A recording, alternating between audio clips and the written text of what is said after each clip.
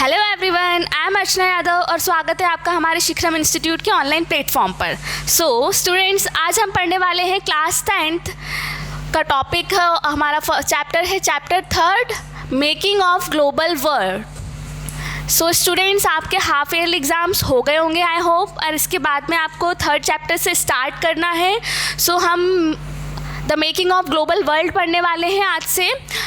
मैं आपको पहले बता दूं कि ग्लोबलाइजेशन ये कोई नया फिनोमेना नहीं है, ये पहले से ग्लोबलाइजेशन थोड़ा बहुत होते रहा है ना। पहले से ट्रैवलर्स हमारे यहाँ आते रहे हैं, पहले से ही हमारे यहाँ पर खोज हो रही थी, और पहले से ही हमारे यहाँ पर बहुत से पहले से ही ट्रेड भी हो रहा था, पहले से ही प्राइस भी हमारे यहाँ पर आ रहे थे।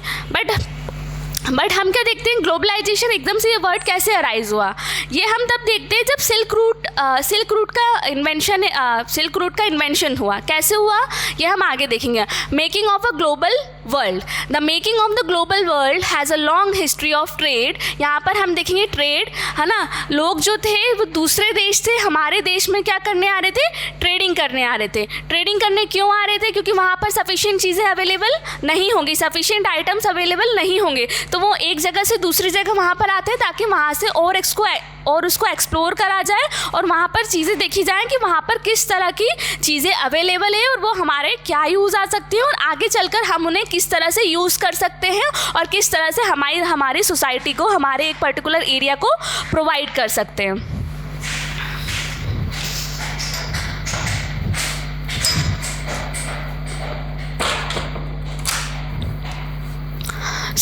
यहाँ पर हम प्री मॉडर्न वर्ल्ड से मॉडर्न वर्ल्ड देखेंगे कि प्री मॉडर्न हमारा कैसा था, उसके बाद में मॉडर्न तो अभी आप देख ही रहे हैं, बट एक 18-19 सेंचुरी को लेते हुए हम 20-21 सेंचुरी तक देखेंगे, है ना। यहाँ पर हमने देखा ट्रेड, माइग्रेशन। अब देखो, माइग्रेशन से हम क्या समझते हैं बेटा, कि माइग्रेशन यानी अगर मैं एक प्लेस पर हूँ, मुझे वहाँ पर प्रॉपर जॉब अपॉर्चुनिटी नहीं मिल रही है, वहाँ से मैं अर्निंग के कोई सोर्स मुझे वहाँ पर नहीं मिल रहे, तो मैं कोशिश करूँगी कि मैं एक जगह से दूसरी जगह जाकर क्या कर पाऊँ, वहाँ पर कुछ अपने लिए जॉब ढूंढ पाऊँ, इनकम का कोई सोर्स ढूंढ पाऊँ, तो वहाँ पर मैं वहाँ पर जाऊँगी। ओके, तो वहाँ पर क्या हो गया, उस तरह से माइग्रेशन वर्ड अराइज हो गया। Okay, people in search of work. अब मैंने आपको बताया जॉब सर्चिंग के लिए मैं वहाँ पर जाऊँगी, है ना। The movement of capital and much else. In this chapter we will discuss the phases through which this world in which we live has emerge. Okay, so यहाँ पर हम इस चैप्टर में पढ़ेंगे प्री मॉडर्न से लेकर मॉडर्न तक की हिस्ट्री। ओके, यहाँ पर हम वेरियस फैक्टर्स देखेंगे। वेरियस फैक्टर्स हम कौन से देखेंगे, ये पोर्शन आपका अलग है ना। ट्रांजिशन के हम वेरियस फैक्टर्स देखेंगे यहाँ पर। कैसा ट्रांजिशन, ट्रेड किस तरह से अराइज हुआ, उसके बाद में फूड के बारे में देखेंगे, अलग अलग फूड्स के बारे में हमें पता चला। जैसे कि मैं यहाँ पर हूँ, मैं यहाँ से कहीं और दूसरे देश में जा रही हूँ, तो मैं यहाँ का जैसे बिहार का लिट्टी चोखा लेकर जा रही हूँ, मैं इडली सांभर लेकर जा रही हूँ, है ना। वहाँ पर लोग खाएंगे, वहाँ पर बोलेंगे ओ ये नई डिश है, वो मुझसे रेसिपीज़ पूछेंगे, मैं उन्हें रेसिपीज़ बताऊँगी। या फिर ये सब चीज़ें तो ठीक है ख़राब हो जाती है, बट अगर मैं पटेटोज़ लेके जा रही हूँ, चिलीज़ लेके जा रही हूँ, टमाटोज़ लेके जा रही हूँ, है ना। स्पाइसेस, जैसे कि हम आपको पता ही है इंडिया जो है स्पाइसेस यहाँ पर भरपूर भंडार है, जिसके कारण से ब्रिटिशर्स यहाँ पर आए थे स्पाइसेस के लिए।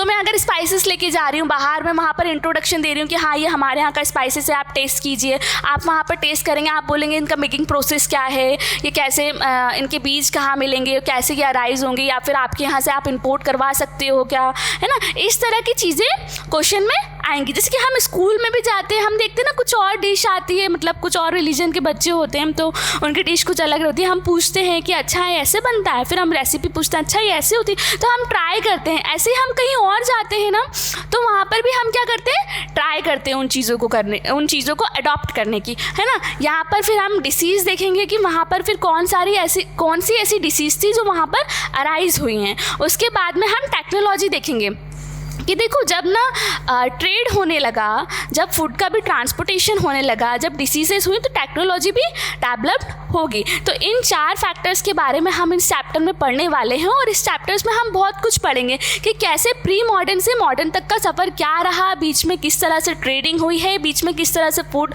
सप्लाई हुआ है, बीच में किस तरह से डिसीज़ अराइज हुई है, टेक्नोलॉजी कैसे डेवलप हुई है ना। यहाँ पर हम कुछ इन चीज़ों के बारे में पढ़ने वाले हैं इस चैप्टर में, प्री मॉडर्न और मॉडर्न मैंने आपको जैसे बताया। उसके बाद में हम देखेंगे यहाँ पर economic development and rebuild the world.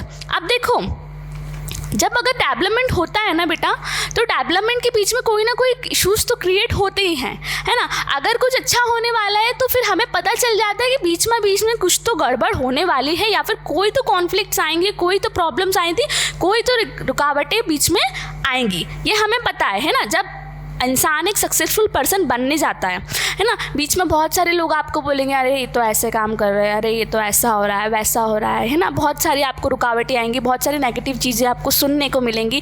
तो यहाँ पर हम ये देखते हैं ना, तो हम क्या देख रहे हैं यहाँ पर, इकोनॉमिक डेवलपमेंट। अगर एक कंट्री का इकोनॉमिक डेवलपमेंट हो रहा है, वर्ल्ड का इकोनॉमिक डेवलपमेंट हो रहा है, तो बीच में कोई ना कोई इश्यूज तो आएंगे।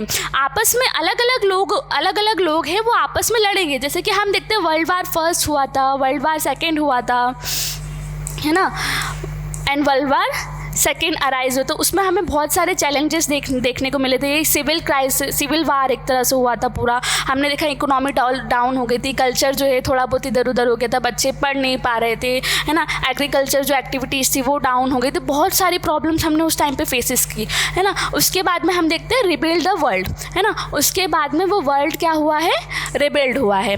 तो इन चीज़ों के बारे में हम इस चैप्टर में पढ़ने वाले हैं, जो आई होप सो आप सभी अगर ध्यान देंगे तो आपको ये चैप्टर बहुत इंटरेस्टिंग लगेगा। अदरवाइज आप खुद अपनी एनसीईआरटी की बुक में देख लो चैप्टर कितना बड़ा है। सो मैंने इन चैप्टर्स इन शॉर्ट में आपको यहाँ पर पीपीटीज में लाके दिया है, और मैं आपको इन शॉर्ट में समझाऊंगी, बट मैं सारी चीज़ें कवर करते हुए चलूँगी।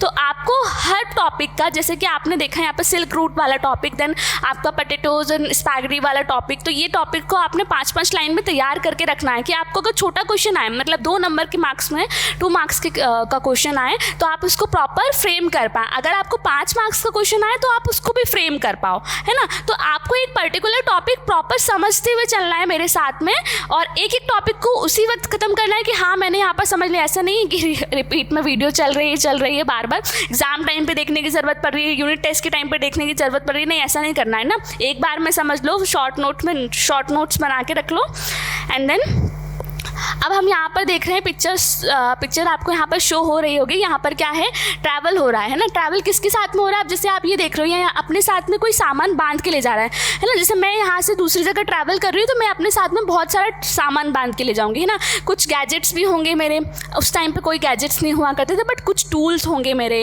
है ना। यहाँ पर हम देखते हैं कुछ फूड के प्रोडक्ट्स होंगे मेरे, आइटम्स होंगे खाने के लिए, कुछ अलग। मैं जिस तरह का पहनावा है ना, वो पहनावा मैं अगर दूसरी जगह पहनूंगी तो वो उनके लिए डिफरेंट थिंग होगा, है ना।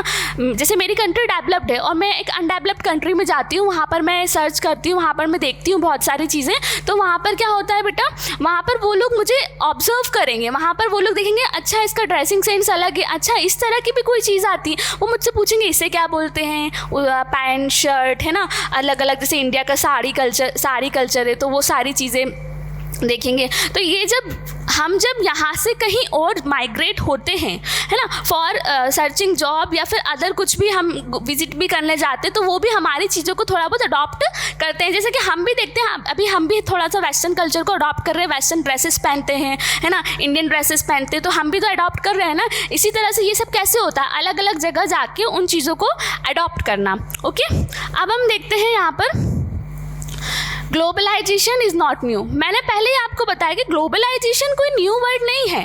ग्लोबलाइजेशन देखो पहले से ही ट्रेड हो रहा था, पहले से ही फूड आइटम्स इधर उधर हो रहे थे, बट ये था एक प्रॉपर सोर्स नहीं था हमारे पास यहाँ से वहाँ तक ले जाने का। सी रूट्स डेवलप नहीं थे, पोर्ट्स डेवलप नहीं था, हमें रास्ता नहीं पता था। देखिए जैसे कि आपको पता है कि अमेरिका की खोज कोलंबस ने की थी, अब वो एक टाइम बाद की थी, है ना। तो तब तक वहाँ के लोगों को कुछ नहीं पता था कि यहाँ पर कैसे ट्रैवल ये चीज़ें भी होती हैं, अच्छा अदर आइटम्स भी होते हैं यहाँ, वहाँ से यहाँ पर ट्रैवल भी हो सकते हैं, अच्छा हम ये भी खा सकते हैं, हम ये भी पहन सकते हैं, उन लोगों को कुछ नहीं पता था। आफ्टर सम टाइम उन लोगों को ये सारी चीज़ों के बारे में पता लगा, ठीक है। तो हम देखते हैं एंशियंट टाइम से ही हम देख रहे हैं कि ट्रैवलर्स जो थे वो इधर से उधर जाते रहते थे, है ना।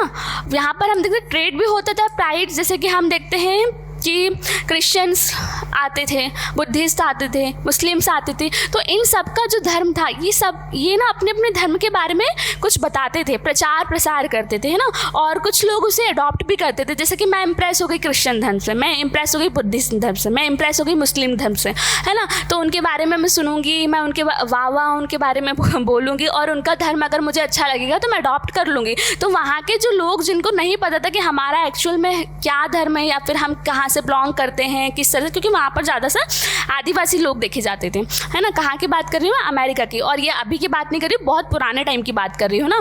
तो ये पहले से ही चला आ रहा है, ठीक है। Carried good money values skill, है ना। अब ये क्या देख रहे हैं हम यहाँ पर कि ये अपने साथ में जो आते थे ना, ट्रैवलर्स आते थे और ट्रेड करने आते थे, प्राइस आते थे, तो ये लोग क्या लाते थे? ये लोग अपने साथ में गुड्स लाते थे। क्या लाते थे? आइटम्स लाते थे, जो जिनके बारे में वहाँ के लोगों को नहीं पता होता था। आफ्टर सम टाइम्स जब वो उनको देखते थे, उनका यूज़ उन्हें पता चलता था, तब उन्हें पता था कि ये आइटम्स भी होते हैं। ओके, फिर हम देखते हैं मनी, है ना। वो अपने साथ में अपनी करेंसी लाते थे, है ना। फिर हम देखते हैं वैल्यूज़, अपने साथ में अपने आचार विचार लाते थे, है ना।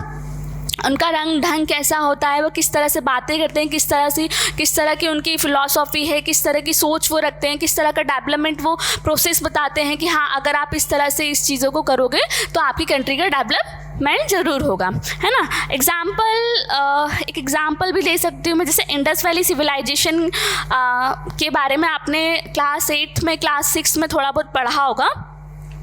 सो आपने इंडस वैली सिविलाइजेशन के बारे में पढ़ा होगा। आज से 4000 साल पहले की सिविलाइजेशन थी।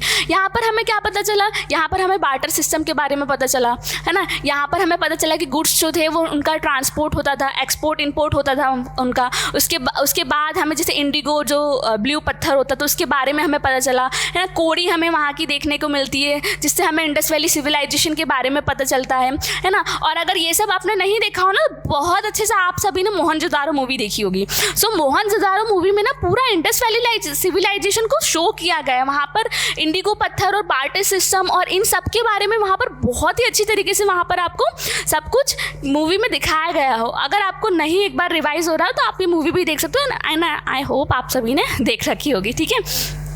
सो ये एग्जाम्पल है इंडस वैली सिविलाइजेशन। ओके, अब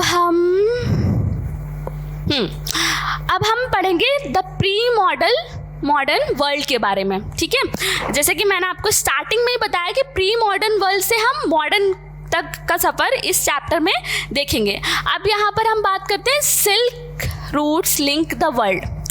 सिल्क रूट मतलब ऐसा है क्या? सिल्क बिछा दी गई है, सिल्क की साड़ियाँ बिछा दी गई हैं और हमें वहाँ से चल के जाना है, ये सिल्क रूट हो गया हमारे लिए। और रेड कारपेट होता है, रेड कारपेट एंट्री होती है ना, चलते जा रहे हैं रेड कारपेट में, ऐसा कुछ नहीं। ओके, सिल्क रूट से आप समझेंगे the name silk route points to the importance west bound Chinese silk cargoes along this time. देखो क्या होता था ना, सिल्क रूट से हम ये समझते हैं चाइना से एक्सपोर्ट होता था। किसका होता था? सिल्क का एक्सपोर्ट होता था। तो जहाँ जहाँ से वो सिल्क जाता था ना, उस पर्टिकुलर पाथ को सिल्क रूट के नाम से बता दिया गया।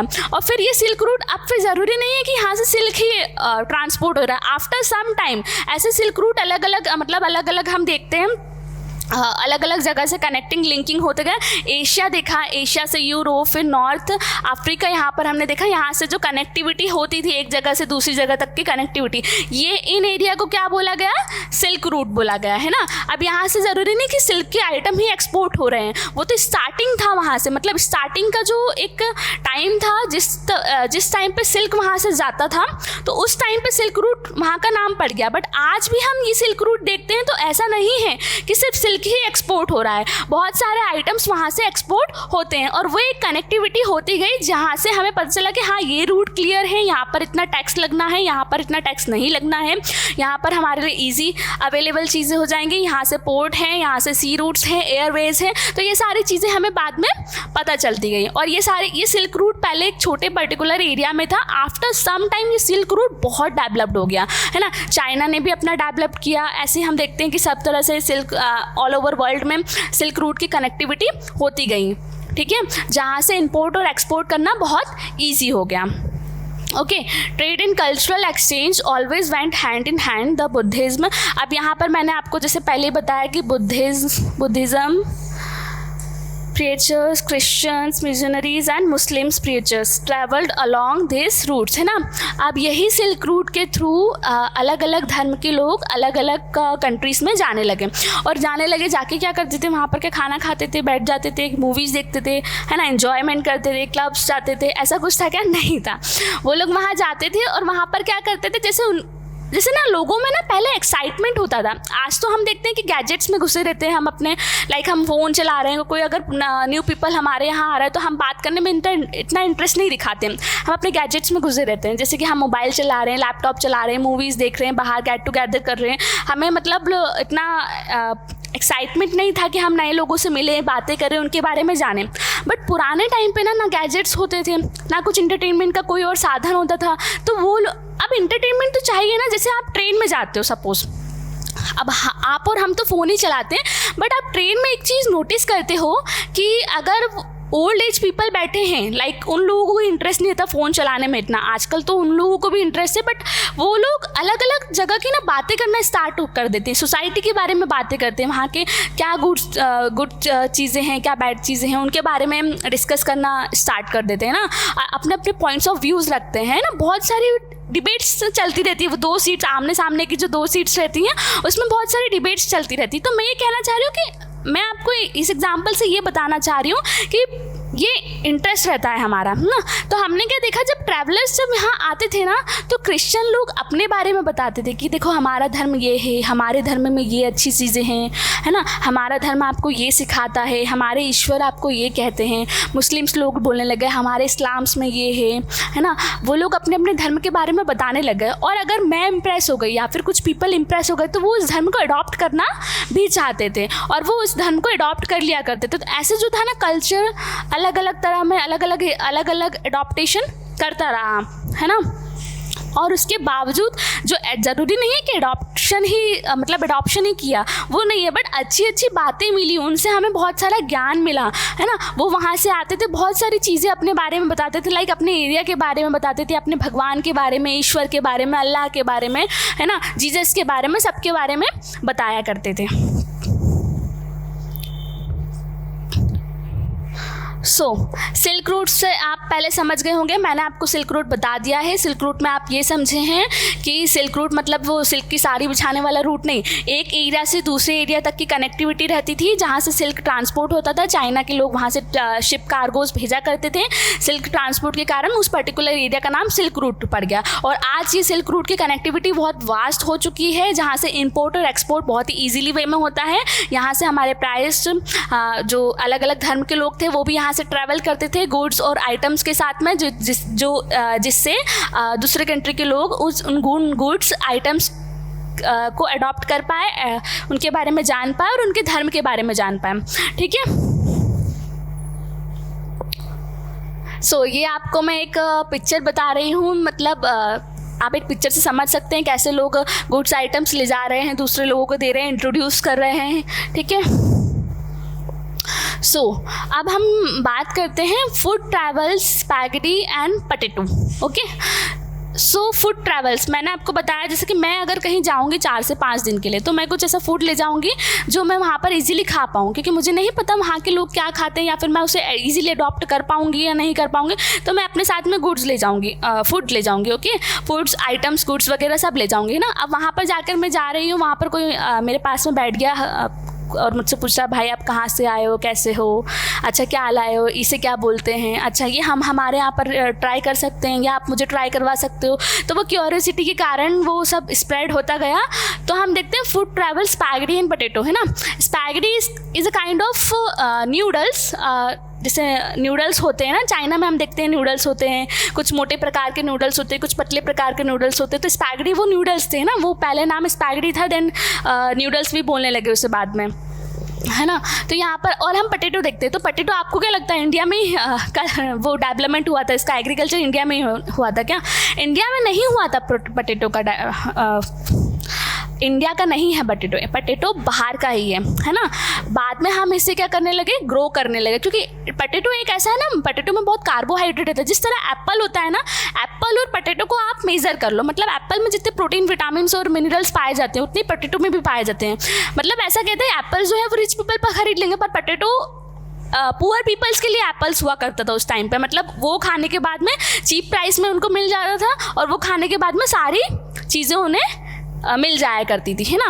Traders and travellers introduce new crops to the land they travel. तो यहाँ पर हम देखते हैं ट्रेडर्स और ट्रैवलर, देखे पोटैटोज़ हुआ, सोयाबीन हुआ, ग्राउंडनट्स हुआ, मक्का हुआ, टमाटो हुआ, है ना, चिलीज़ हुआ, sweet potatoes and so on were also known as the ancestors until about 5 centuries ago, है ना, 5 century अगो, है ना, 5 century अगो की बात कर रहे हैं हम, ठीक है। This foods were only introduce in Europe, है ना, Asia after Columbus discovered America, है ना। जैसे कि आपको पता है कोलंबस ने पहले शिप डेवलप करी, उसके बाद में वो सफ़र पे निकल गया, है ना। ये आपने शायद 6th क्लास में पढ़ा होगा, हाँ 6th क्लास में आपने पढ़ा होगा।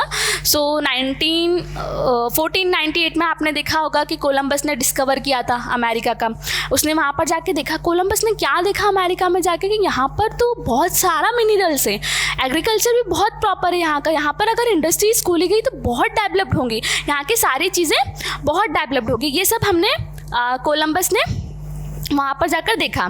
फिर it is believe that noodles travels west from China to become spaghetti. जैसे कि मैंने बताया आपको, नूडल्स को ही स्पैगडी बोलते हैं। तो यहाँ पर हम देखते हैं चाइना में नूडल्स बोलते थे, फिर वो स्पैगडी से डेवलप्ड हुई और आज तो हम इंडिया में तो नूडल्स ही बोलते हैं। तो यहाँ पर आपने क्या देखा, फूड ट्रैवल्स स्पैगडी एंड पोटैटो, है ना। स्पैगडी और पोटैटो किस तरह से ट्रैवल हुआ और इसके अलावा भी बहुत सारी चीज़ें, टमाटो, चिलीज़ और बहुत सोयाबीन, ग्राउंडनट्स, ये सारी चीज़ें कैसे डेवलप्ड हुई, है ना। मैंने आपको बताया कि ट्रैवलिंग होती थी, अपने साथ में लोग खाना ले जाया करते थे और वो खाना फिर इंट्रोड्यूस होता था, फिर उस खाने को वहाँ पर कल्टीवेट किया जाता था, एग्रीकल्चर किया जाता था वहाँ पर उन प्रोडक्ट्स का, गुड्स का, और वो प्रोडक्ट्स वहाँ पर फिर डेवलप्ड हुआ करते थे, ठीक है। सो अब हम देखते हैं कॉन्क्वेस्ट, डिसीज एंड ट्रेड, है ना। अब देखो, जब मैंने आपको बताया कि कोलंबस ने अमेरिका की खोज की, वो वहाँ पर आया। अब उसने क्या देखा ना, उसने देखा कि यहाँ पर बहुत सारा एग्रीकल्चर करके, मिनरल्स को एक्सट्रैक्ट करके हम बहुत सारी चीज़ें कर सकते हैं, हम एक्सपोर्ट कर सकते हैं, हम डेवलप कर सकते हैं ये एरिया। वहाँ के लोग इतने डेवलप नहीं थे पहले, है ना, अब तो है काफ़ी। तो वहाँ पर उन्होंने देखा नॉर्थ अमेरिका, साउथ अमेरिका, भर भर के मिनरल्स हैं वहाँ पर, बहुत सारा एक्सट्रैक्ट कर सकते हैं, बहुत सारा हम यूज़ कर सकते हैं। तो उन्होंने क्या करा, वहाँ से फिर लोग आने लगे। कहाँ से लोग आने लगे? यूरोप से लोग आने लगे अमेरिका में और वहाँ पर रहने लगे। क्योंकि अब ऐसा तो नहीं है मैं यहाँ पर जा रही हूँ, फिर वहाँ एक्सट्रैक्ट कर रही हूँ, फिर वापस आ रही हूँ, ऐसा तो नहीं, मुझे वहाँ पर रहना पड़ेगा, वहाँ पर कॉलोनाइज होना पड़ेगा। तो उसके लिए वहाँ से लोग आने लगे। आप देखो, जब मैं एक एरिया से दूसरे एरिया की जाऊँगी और वहाँ पर रहने लग जाऊँगी, एरिया वहाँ का कवर कर लूँगी और कुछ ना कुछ वहाँ पर ट्राई करूँगी, तो वहाँ के लोग बोलेंगे ज़रूर कि आप कौन हो, क्यों आए हो, हमारे एरिया से हट जाओ, ठीक है। क्योंकि वो लैंड उनके नाम पे तो होती नहीं थी। पहले का एरिया कैसा था कि हाँ यहाँ रह रहे हैं, यहाँ एक टेंट बना लिया, यहाँ एक घर बना लिया, अब ये एरिया मेरा हो गया, है ना। पहले के टाइम पे कुछ इस तरह की गवर्नमेंट मतलब ज़्यादा कंट्रोल में नहीं रहती थी चीज़ें, है ना। तो हम देखते हैं European sailors found a sea route. European sailor ने एक सी रूट फाउंड कर लिया था to Asia and discovered America. So, goods, people, customs and knowledge were the few things due to which the Indian subcontinent was famous for trading. So, a transformation followed after the discovery of America due to its abundant land, minerals and vast land, है ना। हमने देखा कि क्या देखा हमने, discovery हुई किसकी? अमेरिका की। इन्वेंशन नहीं हुआ, इन्वेंशन और डिस्कवरी में बहुत खोज है। इन्वेंशन मतलब बहुत खोज नहीं, बहुत डिफरेंस है। सो इन्वेंशन में क्या होता है ना, इन्वेंशन मतलब खोज की और उसे मतलब निकाला, develop. Discovery is also like खोज, बट ये इन्वेंशन जो एक नया मतलब कुछ नया प्रोडक्ट हमने निकाला है, कुछ नया, ये नया था। बट ये डिस्कवरी क्या पहले से ही थी ना, बट ये था वर्ल्ड के लोगों को उसके बारे में नहीं पता था। तो उसके बारे में कब पता चला? आफ्टर जब कोलंबस अमेरिका पहुंचा, सी रूट से एक पूरा वहाँ पर डेवलप्ड हुआ, उसके बाद में। तो हम यहाँ पर देखते हैं कि वहाँ पर क्या पता चला, वहाँ पर पता चला बहुत कल्टीवेटेड लैंड है, एग्रीकल्चर बहुत अच्छा होगा यहाँ पर, ठीक है, मिनरल्स हैं बहुत अच्छे। तो यहाँ पर उन्होंने क्या करा, यहाँ पर हम बस जाते हैं। जैसे कि हम बात करते हैं पेरू एंड मैक्सिको, ये बहुत प्रीशियस मेटल यहाँ पर मिलते हैं अमेरिका में, है ना। फाउंड स्पेशली सिल्वर, स्पेशली हम किसके बारे में बात करेंगे? सिल्वर के बारे में बात करेंगे। Which help Europe in financing its trade, है ना। तो यूरोप ने यहाँ पर आकर कल्टीवेशन स्टार्ट किया. Portuguese and Spanish conquest and colonisation of America followed and the weapon use by them was smallpox, है ना. अब देखो क्या हुआ ना बेटा, डिसीज़ की बात कर रहे हैं हम. अब वहाँ पर जब लोग ना कॉलोनाइज होने लगे तो वहाँ पर उन्हें समझ में आया कि यहाँ पर तो बहुत प्रॉब्लम्स क्रिएट हो रही है. वहाँ पर लोग क्या बगावत कर रहे हैं, लड़ रहे हैं एक दूसरे से कि आप हमारे यहाँ पर ऐसे कैसे आ सकते हैं, आप हमारे यहाँ पर ऐसे कैसे ट्रेड कर सकते हैं, यहाँ से इन लोगों को भगाओ, है ना, ये लोग हमारे यूज़ करेंगे बाद में. जैसे कि इंडिया में हुआ था, ब्रिटिशर्स आए थे, ब्रिटिशर्स ने क्या बोला था कि आप आपके यहाँ की थोड़ी सी ज़मीन हमें दे दो, हम वहाँ पर ट्रेड करेंगे, बदले में हम आपको कुछ देंगे.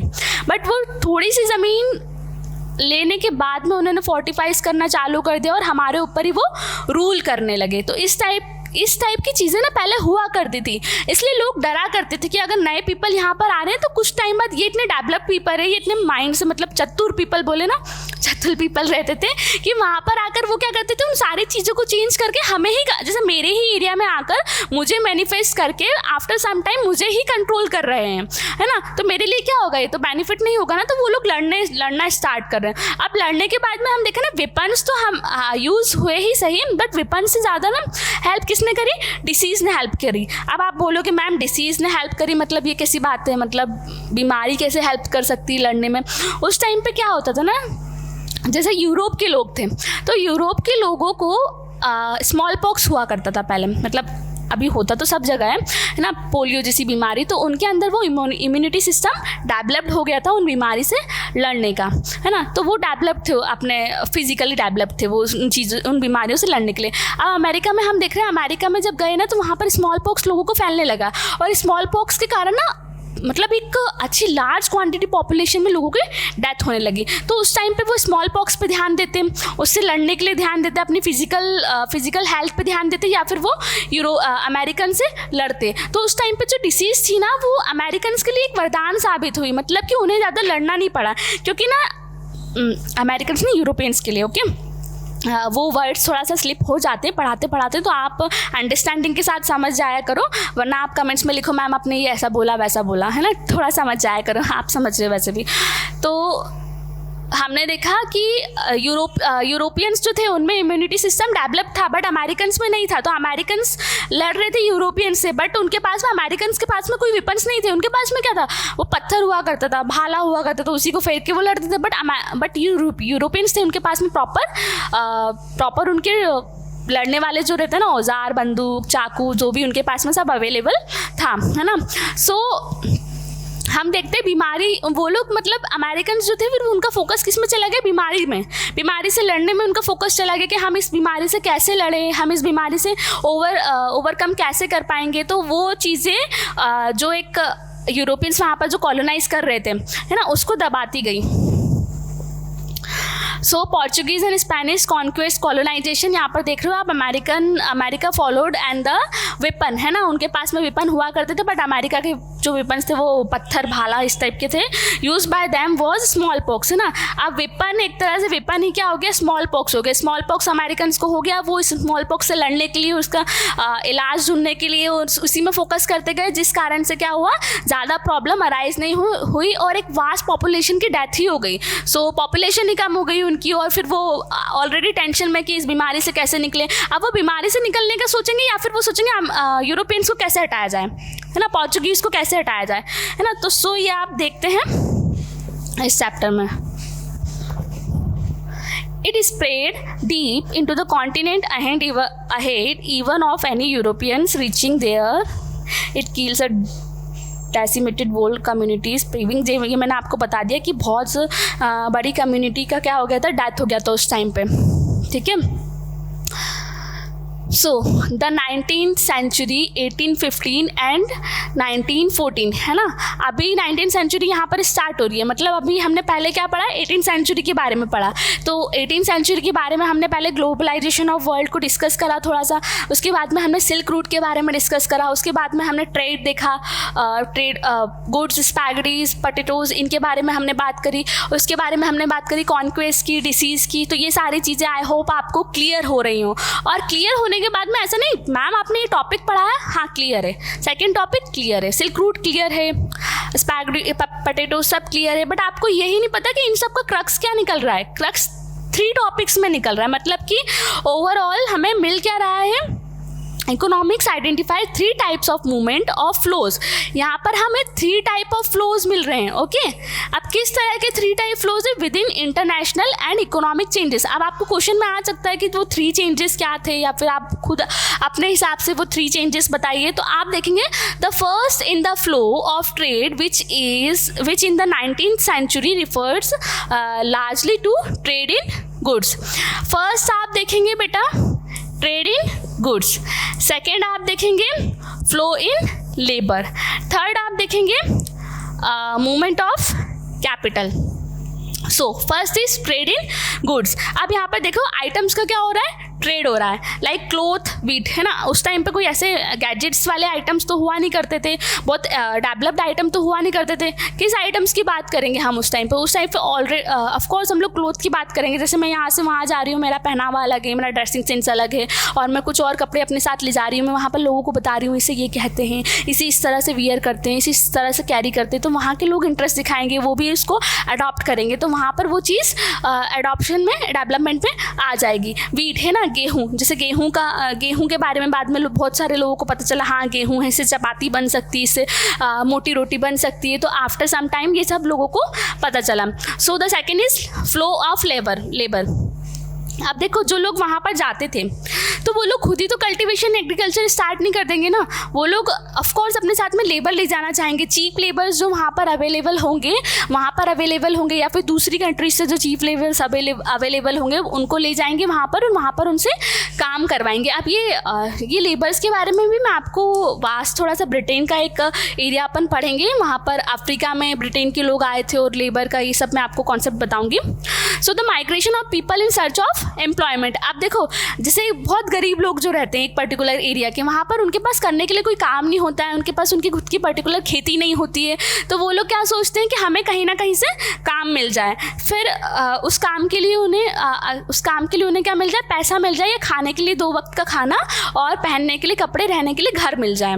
घर मतलब ऐसा नहीं आलीशान घर मिल जाए, झोपड़ी टाइप में कुछ भी, एक मैच टाइप में मान लो, एक पूरा पर्टिकुलर एरिया उसी में सब लोग रह रहे हैं, इस टाइप में आप मान लो। सो वो लोग अपने खाने की तलाश में, अपने एम्प्लॉयमेंट की तलाश में, कुछ पैसे की तलाश में वो लोग एक कंट्री से दूसरी कंट्री भी जाने के लिए तैयार हो जाते थे, और चीप रेट्स में। सो वो लेबर्स होते थे, मतलब माइग्रेट करते थे एक जगह से दूसरे जगह तक। The third is the movement of capital, है ना। कैपिटल का मूवमेंट भी हम इधर देखते हैं, फॉर शॉर्ट टर्म्स और for long term investment over long distances. So the world economic take place, है ना। यहाँ पर हमने देखा कि बहुत सारी चीज़ें ना चेंज हो रही हैं, ट्रेडिंग होने लगी है, गुड्स का सप्लाई होने लगा है, इंपोर्ट एक्सपोर्ट होने लगा है ना। वहाँ पर हमने देखा अमेरिका में लोग कल्टीवेशन स्टार्ट कर रहे हैं, इंडस्ट्रीज़ खोल रहे हैं, एग्रीकल्चर स्टार्ट कर रहे हैं, बहुत सारी चीज़ें वहाँ पर स्टार्ट होने लगी, लेबर्स आने लगे काम करने के लिए, वहाँ पर कॉलोनाइजेशन का स्टार्ट होने लगा है, वहाँ पर फूड की डिमांड होने लगी है, वहाँ पर काम करने वालों लेबर्स की डिमांड होने लगी है, वहाँ पर चीप आइटम्स की डिमांड्स होने लगी है ना। तो यहाँ पर हम देखते हैं बहुत सारी चीज़ें, मतलब अब क्या हो रहा है, वास्ट हो रहा है, ग्लोबलाइज हो रहा है, मतलब ग्लोबलाइज ऑलरेडी था और वास्ट लेवल पे ग्लोबलाइज सब कुछ हो रहा है।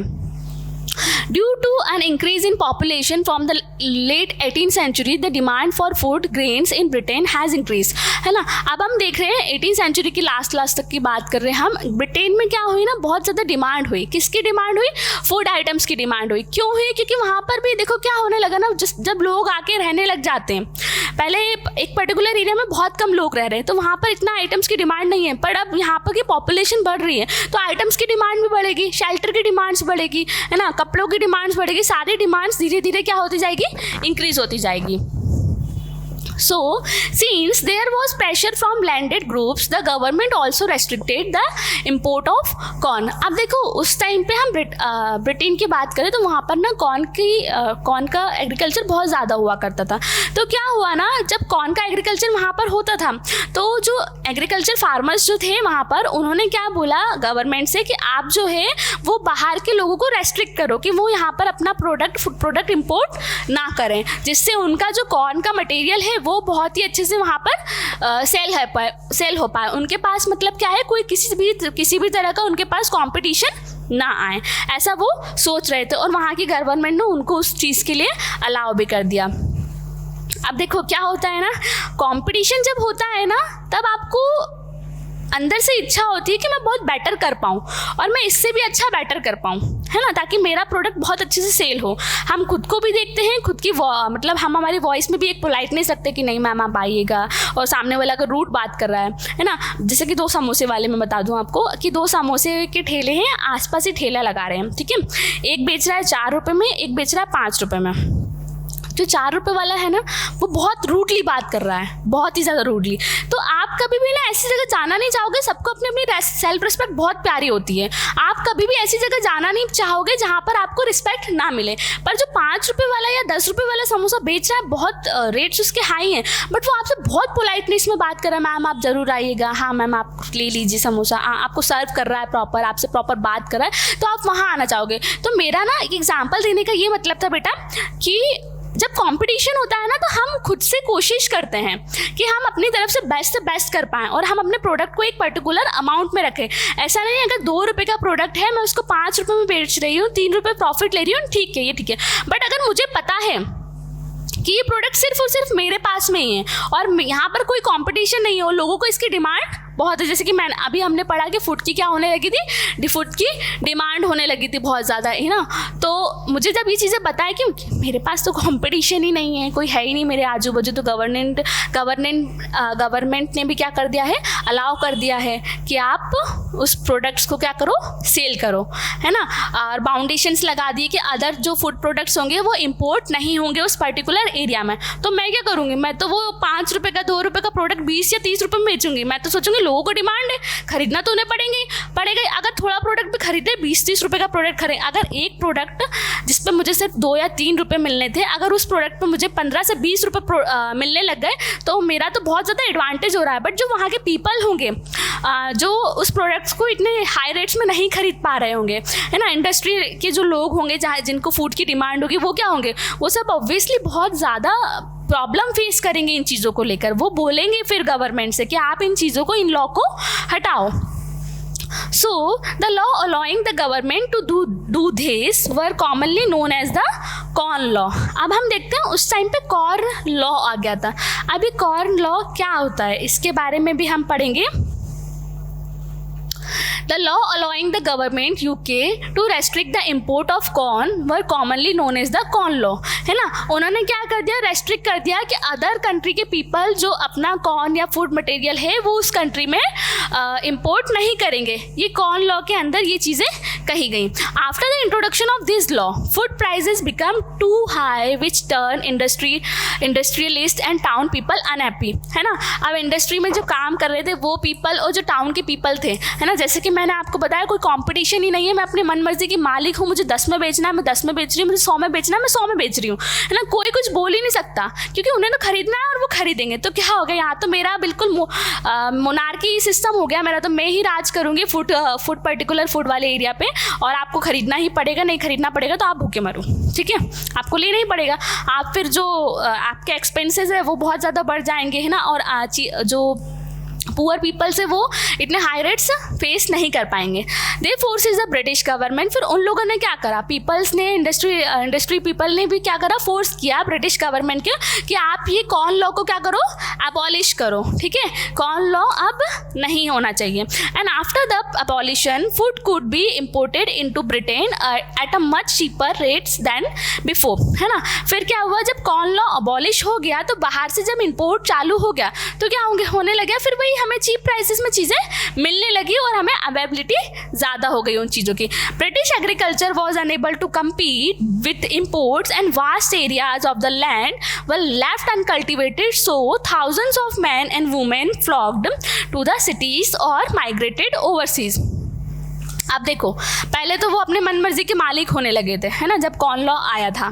फिर क्या हुआ, फिर उन्हें पता चला कि यहाँ पर फूड प्रोडक्ट्स आने लगे हैं, यहाँ पर इंडस्ट्री सेटअप हो रही है और ज़्यादा अब जब रॉ मटेरियल्स वहाँ से आ रहा है, फिर यहाँ पर एक प्रॉपर पैक्ड फूड निकल रहा है, प्रॉपर पक्का खाना वहाँ से निकलने लग गया खाने के लिए, है ना, पैकेजिंग होने लगी, सब प्रॉपरली होने लगा, तो उन्हें क्या लगने लगा कि अब हमारा एग्रीकल्चर हम कैसे करें, हमारा प्रोडक्ट तो कोई खरीद ही नहीं रहा है। तो वो क्या सोचेंगे, अब वो काम ढूंढेंगे, काम कहाँ ढूंढेंगे, दूसरे एरिया में वो काम ढूंढेंगे।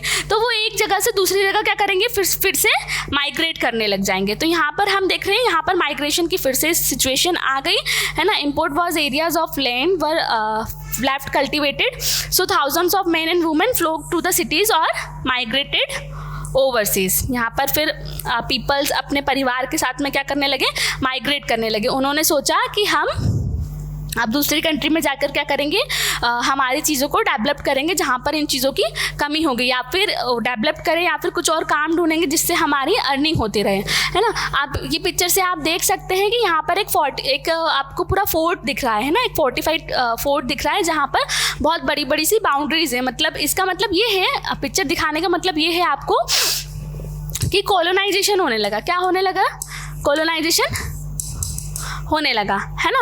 मतलब पहले पीपल वहाँ पर आए थे, सिर्फ वहाँ पर ट्रेड की परमिशन मांगी थी, एक छोटी मोटी जगह पर वो लोग अपना गुजारा कर रहे थे, रह रहे थे। फिर बाद में उन्होंने अपनी बड़ी बड़ी फैक्ट्रीज चालू कर दी, बाद में उन्होंने बड़े बड़े महल बनाना चालू कर दिए, उनका खुद का एक एरिया बनाना चालू कर दिया, है ना।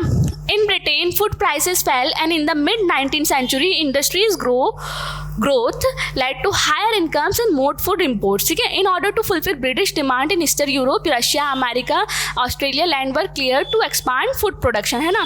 फिर हमने देखा ब्रिटिश गवर्नमेंट ने क्या अलाउ कर दिया था, ब्रिटिश के लोगों को क्या डिमांड थी बहुत ज़्यादा फूड आइटम्स की। तो यहाँ पर हम देखते हैं यूरोप हुआ, रशिया हुआ, है ना, अमेरिका हुआ, ऑस्ट्रेलिया हुआ, ये सारे एरिया क्या होने लगे, उस टाइम पे प्रोडक्ट्स अपने एक्सपांड करने लगे, फूड प्रोडक्शन एक्सपांड करने लगे।